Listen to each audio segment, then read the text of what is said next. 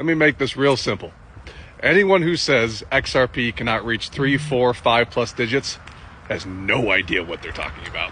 Nothing I say is financial advice. I'm sharing for educational purposes only. Do your own diligence. But I'm talking about the fact that it's math, it's liquidity, and it's utility adoption. So let me break that down clearly. When an asset is used for real settlement, especially cross-border, the demand comes from institutions, not retail. That's why I'm saying I can't make this price go up. You're not going to make this price go up. It's the institutions and the demand that would make this price go up. And institutions don't buy $50 of XRP. They don't always dollar cost average. They don't flip short term. They buy in millions, tens of millions, and sometimes billions. And I know because I'm watching the whales load up. And they hold because they need liquidity daily, hourly, or even by the second. So here's how the price mechanics work in a utility-driven model. And I do want to note that I gave this same hypothetical situation to AI, and they said the same thing. And so, again, it's not about the price point. It's just about if all of these things explode at the same time, almost like a big catastrophe all at once.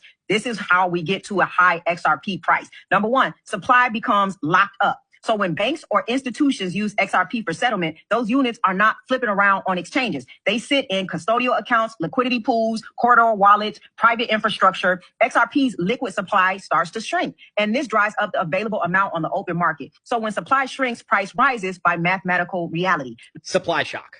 Number two, institutional demand is sticky. This is the major difference from hype cycles where retail buys, retail sells. Okay. But institutions, they're not buying XRP because they believe in it. They buy it because they need it. They need it to move money. They need it to settle transactions. They need it to manage liquidity. They need it to reduce FX costs. They need it to speed up cross-border flows. This demand is permanent, not emotional. Sticky demand plus low supply equals structural revaluation.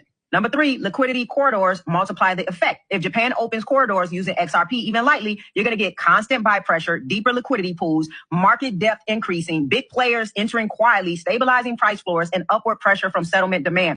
$7 range with light usage. This is how you could get to a $10 to $30 range with corridor adoption. This is how you can get to $50 to $100 with major settlement integration, and then 200 plus in extreme liquidity crisis. All right. And that's what we could be dealing with if Japan chooses XRP. It's not magic. It is liquidity mathematics. If XRP becomes part of Japan's FX plumbing or any major liquidity system, the price must rise to handle the volume. Utility forces valuation. Okay. And this is because of the needs, the usage, and the flow. Now, I want to go even deeper because when I talk about possible triple digit XRP, I'm not saying it because it sounds good or because I'm trying to make you believe it. I'm really not. I'm just saying it because when you look at the math and when you understand liquidity flows, FX value, cross-border settlement, and institutional demand, you start to see very clear, realistic price tiers.